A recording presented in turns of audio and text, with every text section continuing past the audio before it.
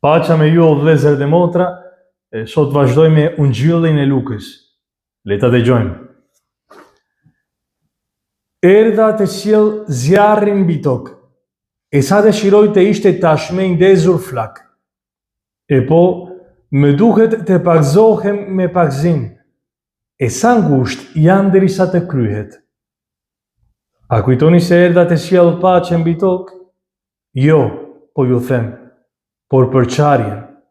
Qysh tash, për të vërtet, 5 antarë të një shtëpi do të jenë të ndarë, 3 kundër 2-ve e 2 kundër 3-ve. Baba do të zihet me fjalë, me djalë, e djali me babën, nana me të bijen, e bija me tëmën, vjehra me të ren, e reja me të vjehrën. Fjala e Zotit. Lavdi ty, o Krisht.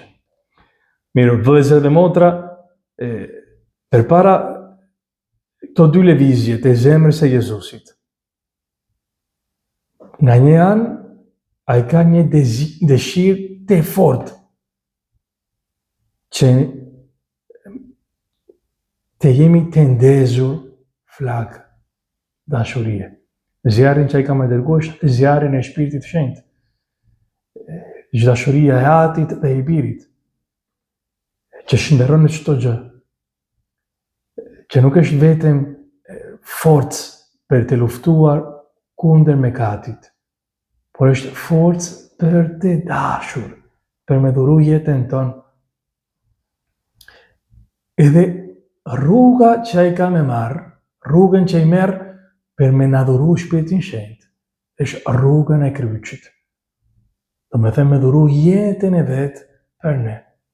Të hyj ai në vujtjet, në përbuzjen për dashurinë ndaj nesh.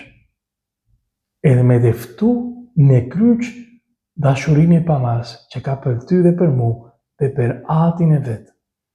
Edhe ashtu me na dhuru këtë shpirt që fiton kundër vdekjes. Të nga një anë ai ka këtë dëshirë të fortë me na dhuru këtë shpirt, duke kaluar në për kryq. Nga një anë tjetër, ai vjen frikë me shku në kryq. Ai thot, sa ngusht jam derisa të kryhet. Dhe ta kujtojmë kopshtin e Gjetsemani. Krishti na thot Ungjilli i Lukës që atë shumë a ishte ai me frikë, me ankth, që ka tërësit gjak.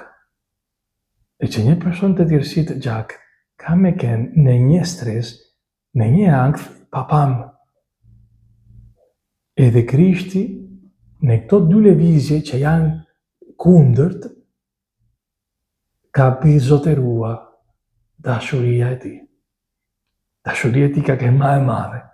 Në fakt ka shku në kryq me vullnet e plot. Ka pas dëshirë me dhuru jetën e vetë për ty dhe për mu falas. Atë shumë të donë ai që ka pas këtë guxim për me shku atje ku ai kishte frikë. Për me dhanë jetën për ty dhe për mu. Edhe kjo dashuri na shpëton. Mirë. Pse kam thënë këto gjëra? Sepse Krishti ka dëshirë me na përgatit për luftën shpirtërore. Lufta jo nuk është kundër njerëzve, është kundër djajve, kundër mëkatit. Ashtu na thot Shempali. E lufta është kjo përçarje që Krishti sjell. Në një Ungjil tjetër thot shpatë. Është fjala e tij që kur është e pranuar, përdon përçarje. Qa do me thënë kjo punë? Krishti nuk ka ardhur me na sjell paqen si mendon bota. Paqja e botës është mungesa e problemave. Ne do të kemi probleme.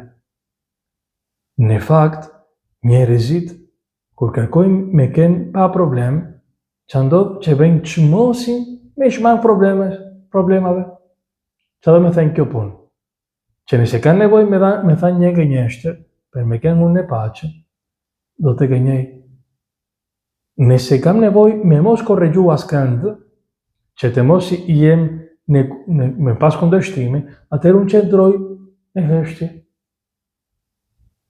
Dashuria e vërtet na kërkon diçka tjetër.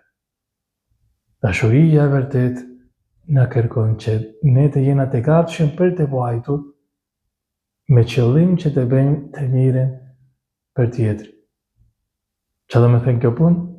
Që nëse unë jam i krishterë me të vërtet, kur do të korregjoj, kur do të kem nevojë me korregju dikënd për të mirën, miqtë e mi, bile dhe prindërit, e fëmijë që korregjon prindërit, me dashuri është e mundur, po.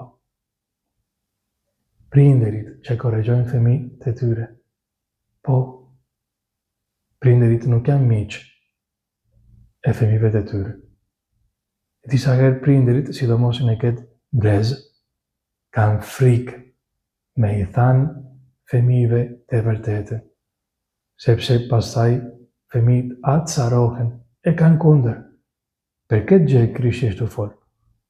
Nëse ne do të kena me kënd të krishterë, me dashme të vërtetë, me kallëzu të vërtetë, me dashurinë, do të jena të përndjekur. Por Krishti na fton që ne të duam ata që na përdjekin, se ai na ka dashur edhe ne dhe na don ne ku ne jemi kundër kryqit të tij. Atëherë kurajo, le ta kërkojmë Zotit dhuratën e Shpirtit Shenjtë, që të mund të hyjmë në luftën e dashurisë.